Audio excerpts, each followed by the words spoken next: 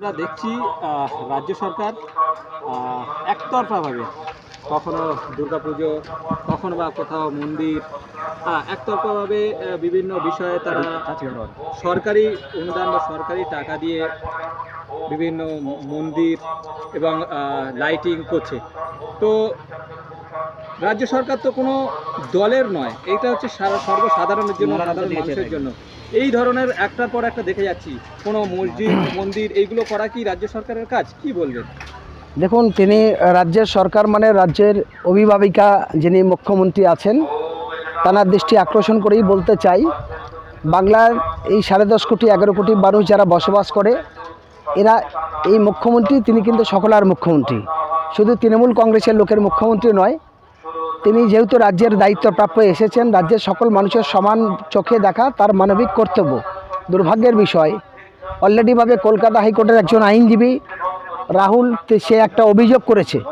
অভিযোগের কারণটা হলো যে বলেছেন যে একতরফাভাবে রাজ্য সরকারের রোজগারটা কোথায়, যেখানে ডিএ দিতে পারছে না, যেখানে একাধিক প্রাইমারি স্কুল বন্ধ হচ্ছে, যেখানে আরও বিভিন্ন সমস্যা তৈরি হচ্ছে, যেখানে অন্য জায়গার মানুষের কর্মস্থানের জায়গা নেই, ভালোভাবে একটু গরিব মানুষ সঠিকভাবে চিকিৎসার পরিষেবাও পাচ্ছে না, সে জায়গায় দাঁড়িয়ে পুজোর প্যান্ডেলে 1,10,000 টাকা দেওয়ার কোনো মানে নেই। সেখানে এত দান খয়রাতির জায়গার কোনো দরকার নেই। মানুষ যেটা চাইছে, বাংলার মানুষ ক্ষুধার্ত মানুষ, এই বাংলায় মানুষের কাজ নেই, কর্মস্থান নেই, অর্থনৈতিকভাবে বাংলার মানুষ অনেকটা পিছিয়ে গেছে। তাই এই মানুষের অর্থ যোগান দেওয়ার জন্য এবং নিজেদের ক্ষুধার্ত মানুষের খাবার জোগাড়ের জন্য বিভিন্ন রাজ্যে তারা চলে যাচ্ছে। যাওয়ার পরে আমরা দেখছি মহারাষ্ট্রে, আমরা দেখছি গুজরাটে, আমরা দেখছি উড়িষ্যায়, আমরা দেখছি হরিয়ানা, অন্য রাজ্যে গিয়ে তারা এই বাংলার মানুষ বাংলা ভাষা কথা বলার অপরাধে তারা আক্রান্ত হচ্ছে, তাদের খুন হতে হচ্ছে, তাদের মহিলাদের ইজ্জত হানি হতে হচ্ছে। ফলে এটা বাংলার কাছে একটা লজ্জা। ফলে বাংলার মাননীয় মুখ্যমন্ত্রী তার দৃষ্টি আকর্ষণ করে বলতে চাই, এত উৎসবে না মেতে মানুষের জীবনের কথা ভাবুন, মানুষের নিরাপত্তার কথা ভাবুন, মানুষের বেশি বেশি করে কর্মস্থানের জায়গাটা ভাবুন, যাতে এই বাংলার সমস্ত মানুষ জাতি ধর্ম বর্ণ দল মত নির্বিশেষে সব মানুষ শান্তি সংহতির সাথে বসবাস করে সঠিকভাবে জীবনযাপন বাঁচতে পারে, খেয়ে পড়ে বাঁচতে পারে, সঠিক একটু শিক্ষার ব্যবস্থা করতে পারে, সঠিক একটু চিকিৎসার পরিষেবা সঠিকভাবে পায়। তাহলেই তো মানুষের দোয়া আশীর্বাদ পাবে, তাহলেই তো মানুষ দীর্ঘ কামনা করবে আপনার। তা না করে যদি আপনার লোকেরা গ্রামগঞ্জে সর্বত্রভাবে সেখানে দলের ভাগাভাগি করে বা শক্তি প্রয়োগ করে সাধারণ মানুষের উপরে জুলুম চলে, তাহলে তো মানুষ স্বাভাবিকভাবে বিচ্ছিন্ন জায়গা থাকে। ফলে আমরা একজন মানবাধিকার কর্মী হিসাবে সামাজিকভাবেই বলতে চাই, মুখ্যমন্ত্রী মাননীয় তিনি সবার কথা ভেবে একটু মানুষ যাতে খেয়ে পড়ে বাঁচতে পারে সেই কাজ, সেই কর্মস্থান, তার বহু রকম প্রজেক্ট আছে। একটা মানুষ কৃষক, তার বহু ফসলি চাষের জন্য, বহুমুখী রোজগারের জন্য তার ট্রেনিং দিয়ে, তার লোন দিয়ে সেই ব্যবসা করানো যায়। একজন কুটির শিল্প, একজন ক্ষুদ্র শিল্প, তারও লোন দিয়ে বিভিন্ন রকম ট্রেনিং করে তাকে আগানো যায়। বেকার সমস্যার সমাধানের জন্য হাজার একটা প্রজেক্ট আছে, সেটা মহিলারা করতে পারে, পুরুষও করতে পারে।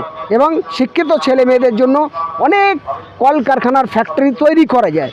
কিন্তু দুর্ভাগ্যের বিষয়, আমরা সবার ওই শিল্প নিয়ে মেলা দেখি, খেলা দেখি, অ্যাকচুয়ালি বেকার সমস্যার সমাধানের জায়গাটা নেই, যার জন্য এই বাংলার মানুষ বিভিন্ন রাজ্যে প্রতিনিয়ত তাদের প্রাণ যাচ্ছে। এটা দুঃখের বিষয়। বর্তমানে দেখছি সারা কলকাতা বা লাইট আলোকসজ্জায় সজ্জিত, কিন্তু নবী দিবস কিংবা কোনো ঈদের সময় কিন্তু এরকম সরকারিভাবে করা হয় না।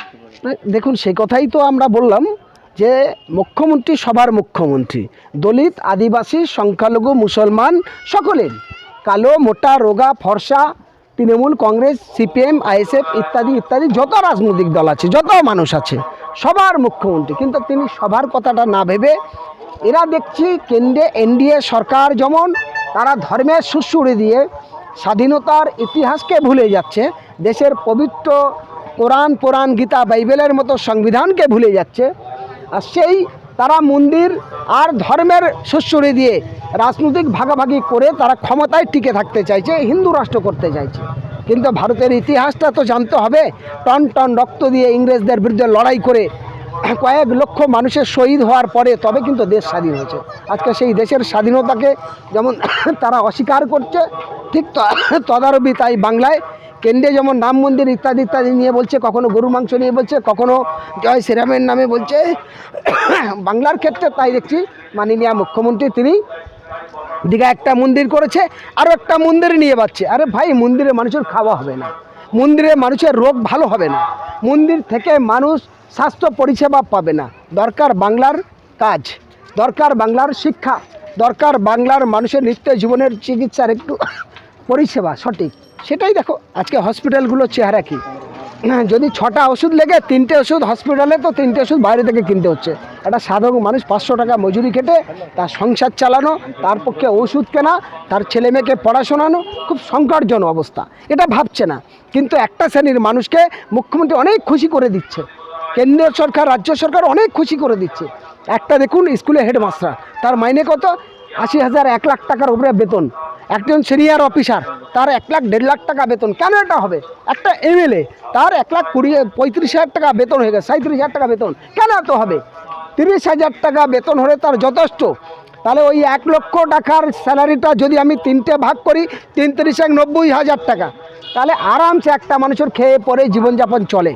সেটা না করে একটা শ্রেণীর মানুষ ভিখারি হচ্ছে, একটা শ্রেণীর মানুষ বেকার হচ্ছে, আর একটা শ্রেণীর মানুষ রাজা হচ্ছে। ফলে এই বিচারিতা কেন হবে? এই বিচারিতা না করে মনে রাখুক, আমার এই চোখে পৃথিবী দেখতে পাই, আর একটা চোখ হলো শিক্ষা। সেই শিক্ষার যাতার মেরুদণ্ড ভেঙে যাচ্ছে, স্কুল বন্ধ হয়ে যাচ্ছে, মানুষ খেতে পড়তে পারছে না, বাঁচার রাস্তা খুঁজছে, সেখানে এরকম করাটা ঠিক নয়। মাননীয় মুখ্যমন্ত্রীর মানবিক দৃষ্টিতে সেইভাবেই দেখা উচিত। সাধারণ জনগণ প্রশ্ন তুলেছে যে মাননীয় মুখ্যমন্ত্রী তিনি সবসময় বলে থাকেন মানব দরদি, মুসলিম দরদি, কিন্তু এই যে নিরপেক্ষভাবে যে বিচারটা করছেন তিনি, সাধারণ জনতা বলছেন যে মুসলিমদের সব থেকে বড় শত্রু হচ্ছে মাননীয় মুখ্যমন্ত্রী। কি বলবেন? দেখেন, এখন তো মুখ্যমন্ত্রীকে মুসলমান বলছে, মুসলমানদের বড় শত্রু কথাটা বলছে কেন? এটা মুসলমান কেউ বলেনি, দিদি নিজেই কথাটা বলেছেন। মমতা ব্যানার্জি নিজেই বলেছেন, ওয়াকফ সম্পত্তি নিয়ে যদি কেউ লড়াই করে, আমার থেকে বড় শত্রু কেউ হবে না।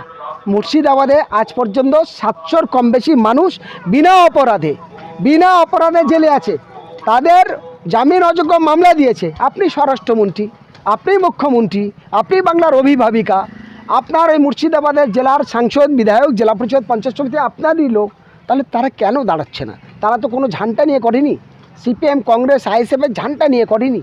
ফলে তাদের দ্বিচারিতা কেন হয়েছে? ফলে মনে রাখতে হবে এইসব জিনিসগুলো।